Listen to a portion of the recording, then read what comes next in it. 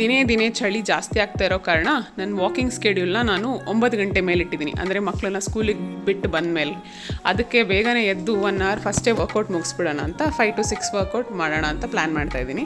So ನೋಡೋಣ ಹೆಂಗಾಗುತ್ತೆ ಗೊತ್ತಿಲ್ಲ. So 5 to 6 ಇವತ್ತಿತ್ತು workout, ಚೆನ್ನಾಗಿ ಅನಿಸ್ತಾ ಇತ್ತು. ಅದಾದಮೇಲೆ ಒಂದು ಅರ್ಧ ಗಂಟೆ ಪ್ರಾಣಾಯಾಮ ಮೆಡಿಟೇಷನ್ ಮಾಡಿ ನಂದು ಮೊರಿಂಗಾ ಜ್ಯೂಸ್ ಕುಡಿದೆ.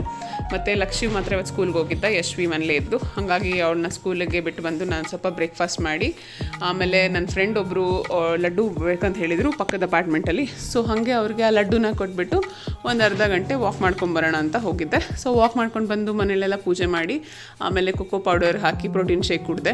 ಮತ್ತು ಊಟಕ್ಕೆ ಇವತ್ತು ನೆನ್ನೆದೇ ಬಸ್ಸಾರು ಪಲ್ಯ ಇತ್ತು, ಅದಕ್ಕೆ ಬ್ಲ್ಯಾಕ್ ರೈಸ್ ಮಾಡಿ ಸ್ವಲ್ಪ ಹಂಕರ್ಡ್ ಜೊತೆ ಕ್ಯಾರೆಟ್ ಆ್ಯಂಡ್ ಪೀಸ್ ಹಾಕಿ ಸಲಾಡ್ ಥರ ಮಾಡ್ಕೊಂಡಿದ್ದೆ, ಚೆನ್ನಾಗಿ ಅನಿಸ್ತಾ ಇತ್ತು. ಅದಾದಮೇಲೆ ಊಟಕ್ಕೆ ಆದಮೇಲೆ ಬನಾನ ತಿಂದೆ. ಮತ್ತು ಸಂಜೆ ಒಬ್ಬರು ನನಗೆ ಯೋಗ ಟೀಚರ್ ಒಬ್ಬರು ಆರ್ಡ್ರ್ ಕೊಟ್ಟರು, ಬೆಲ್ಲ ಹಾಕ್ತೆ ಪ್ರೋಟೀನ್ ಲಡ್ಡು ಮಾಡ್ಕೊಡಿ ನಂಗೆ ನಾಳೆಗೆ ಅಂತ.